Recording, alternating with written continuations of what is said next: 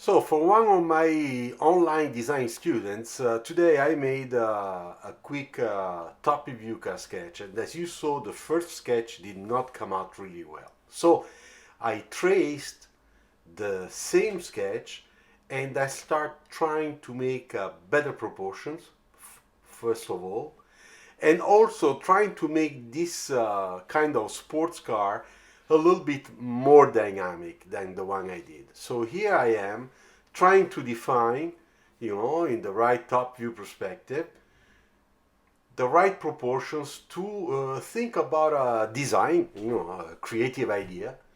And I start sculpting a little bit the outline, trying to block in, the shape, which is the same thing you should do when you do sketches.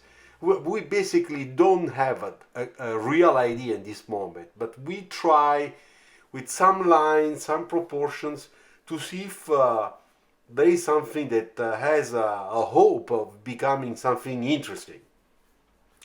So here I am, I sketch kind of light. You see my lines are not very hard. I blocking the shape of the shadow in perspective. This helps me to define much better the overall composition, but most of all the overall proportions. And then I start blocking in also the areas where I would like to have some light, hitting the surface.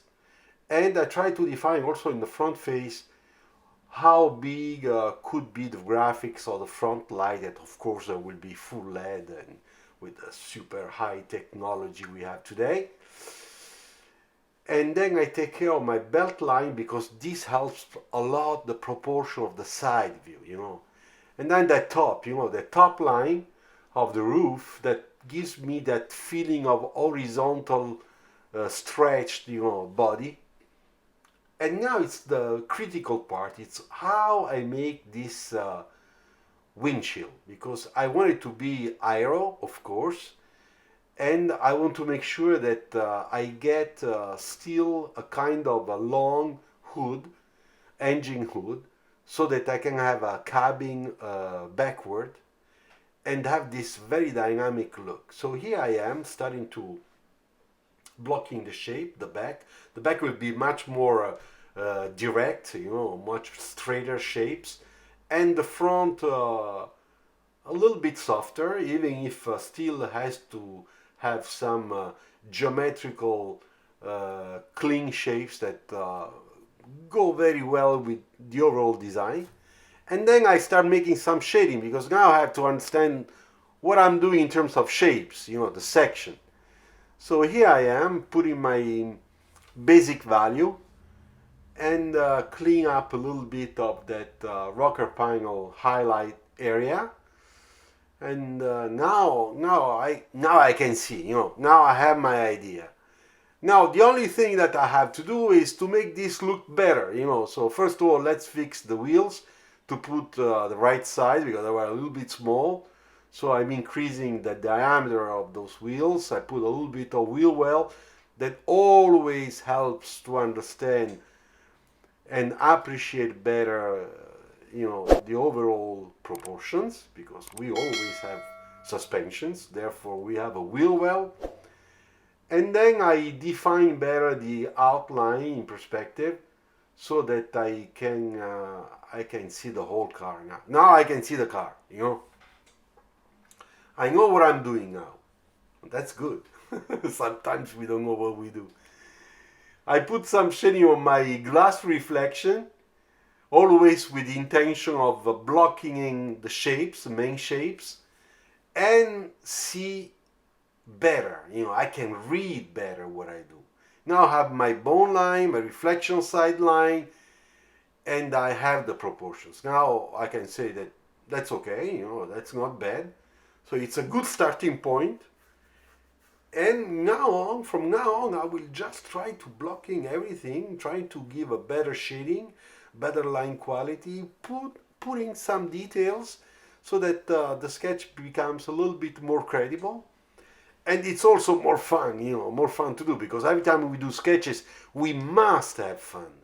If we don't have fun, that's very bad.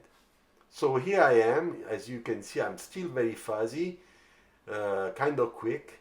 And I put in also, I try to decide how I'm going to do those rims, you know.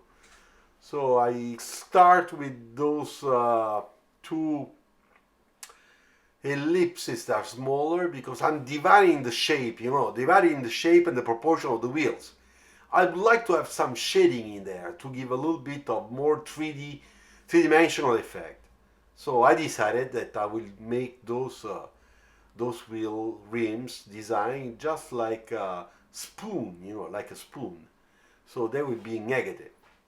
So I block in the main shading, and then I start putting some graphics that will give the perception that those wheels are huge, you know, because that's what every designer would like to have.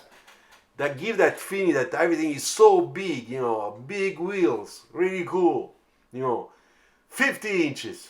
we can go, we can go 21. I know that Land Rover has 21 or 22 inches. It's really huge. I have a friend that has a Land Rover. Beautiful car, beautiful. But those wheels are really huge. So, you see, when you put the graphics and you give the right shading, you know, the right dark and light to those graphics, then you have the three-dimensional feeling, but now the whole sketch, the whole proportions, the whole design comes out much, much better. Because now I really have my car. I have a car on paper. You see? Then of course I will add some details, you know, to make it look more interesting. But now I'm blocking a sort of a background. You know, I like sometimes to make those backgrounds where, you know, they go through, you know, I'm drawing through the shape. But you will see that at the end, the car will pop out, still will pop out from that page. You can see the difference, you know. Before it was very static, now it's much more dynamic.